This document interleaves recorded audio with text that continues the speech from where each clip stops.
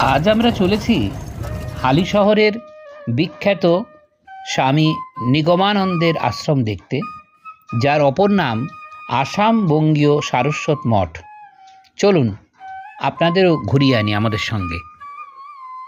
গঙ্গার একদম ধারে অবস্থিত এই আশ্রমটি অতি মনোরম পরিবেশে গঠিত।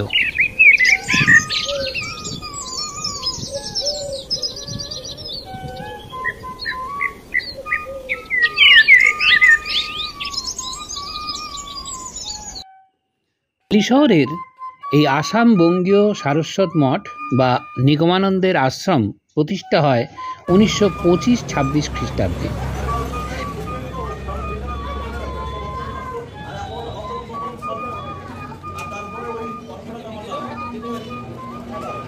আমরা এখন নিগমানন্দের আশ্রমে এসেছি। নিগমানন্দের আশ্রমে আমরা দুপুরবেলা এখন মহাপ্রসাদ দেব। এখানে অনেক সেবামূলক কাজ করা হয়, যেমন একটি দাতব্য চিকিৎসালয় রয়েছে যেখানে বিনামূল্যে চিকিৎসা ও ওষুধ দেওয়া হয়। আছে একটি অবৈতনিক প্রাথমিক বিদ্যালয় এবং দুপুরে মাত্র 50 টাকার বিনিময়ে ভোগ প্রসাদ পাওয়া যায় এখানে। নিগমানন্দ পরমহংস নদিয়া জেলার কুতুবপুর গ্রামে এক ব্রাহ্মণ পরিবারে 18ই আগস্ট 1980 খ্রিস্টাব্দে জন্মগ্রহণ করেন ভুবন মোহন ও যোগেন্দ্র মোহিনী দেবীর ঘরে।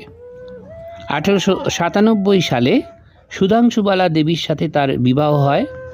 শৈশবে তার নাম ছিল নলিনীকান্ত। 1912 খ্রিস্টাব্দে শ্রীমৎ স্বামী নিগমানন্দ সরস্বতী পরমহংসদেব আসাম বঙ্গীয় সারস্বত মঠ স্থাপন করেন। দেশে বিদেশে যার 50টিরও বেশি শাখা রয়েছে। আত্ম উপলব্ধির মাধ্যমেই জগৎগুরুর সন্ধান পাওয়া যায়, এই বাণীর প্রবক্তা তিনি।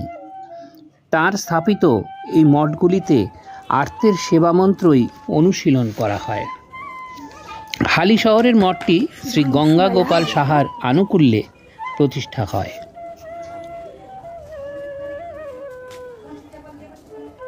তুমি এখানে পড়ো? কি নাম তোমার? বাহ, কোন ক্লাসে পড়ো? কোন ক্লাসে পড়ো মা? নার্সারিতে। বাহ,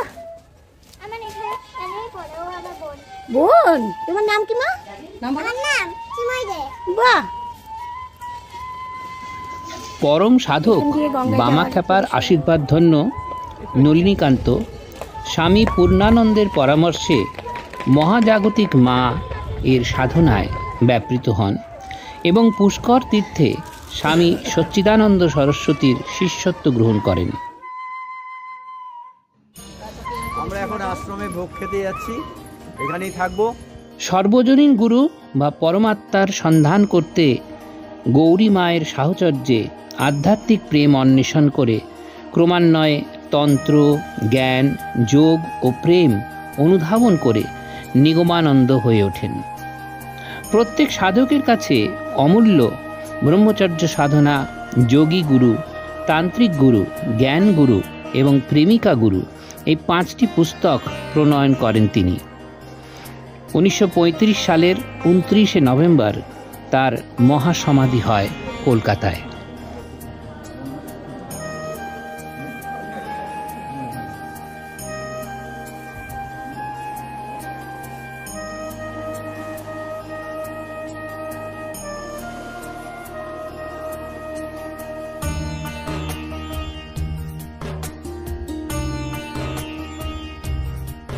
গঙ্গার ঘাটে আমরা এখন যাচ্ছি।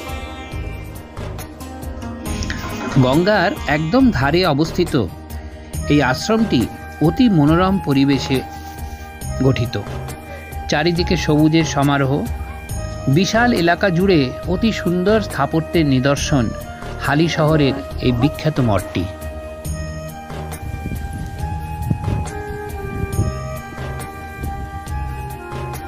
পেছনে গঙ্গা, নিগমানন্দ সরস্বতী আশ্রম এসেছি গঙ্গার ঘাটে।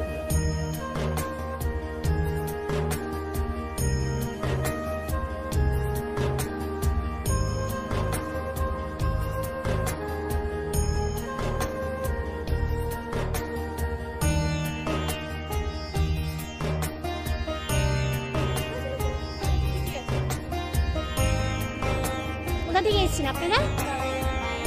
সবাই বান্ধবী? বাহ, সারাদিনের ট্যুর।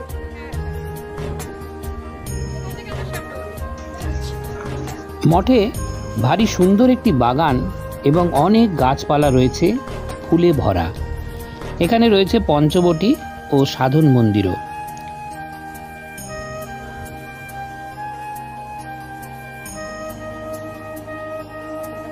শ্রী গুরু ব্রহ্মের আসন মনে হচ্ছে।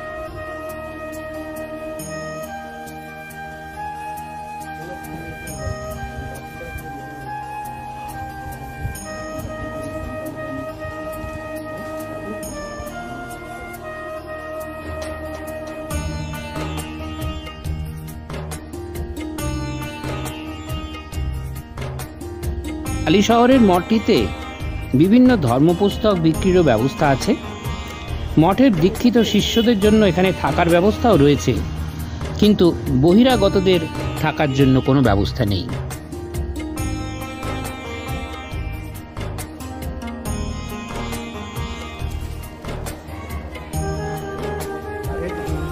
সকাল 10টার মধ্যে কুপন কাটতে হবে, তাহলে আপনারা এখানে ভোগ পেতে পারবেন।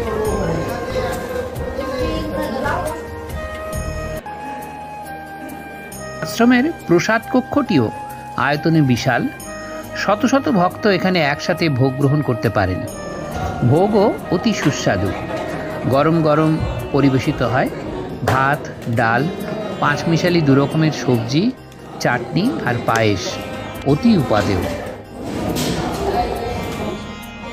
খুব ভালো লাগলো, খুব ভালো। আদর্শ গৃহস্থ জীবন প্রতিষ্ঠাই আমার মুখ্য উদ্দেশ্য। দেশে একটাই আগে ছিল বলে তখন শান্তির আনন্দ ঘরে ঘরে ছিল। দেশ সব দিক থেকে শীর্ষস্থানে গিয়েছিল, আজ তা নাই বলে এই অধঃপতন। প্রাচীন ঋষিগণ প্রবর্তিত পথে চলে আবার তোমরা আদর্শ গৃহস্থ হও, এই আমার আশীর্বাদ, আশা ও আশীর্বাদ। শ্রী ঠাকুর।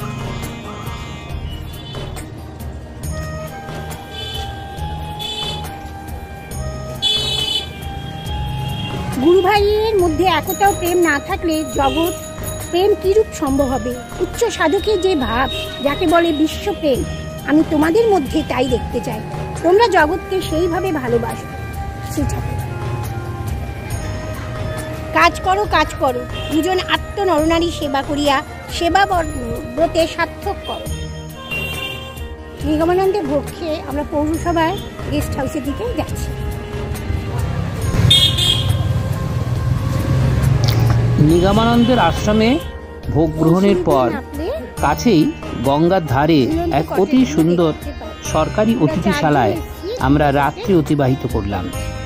এই স্থানটির ভিডিও আমাদের চ্যানেলে এসে গেছে, ডেসক্রিপশন বক্সে লিংক দেওয়া রইল, আপনারা চাইলে দেখে নিতে পারেন। এরকম আরও অনেক দ্রষ্টব্য স্থানের ভিডিও দেখতে চাইলে আমাদের চ্যানেল এনকোর নবারুণ সাবস্ক্রাইব করুন।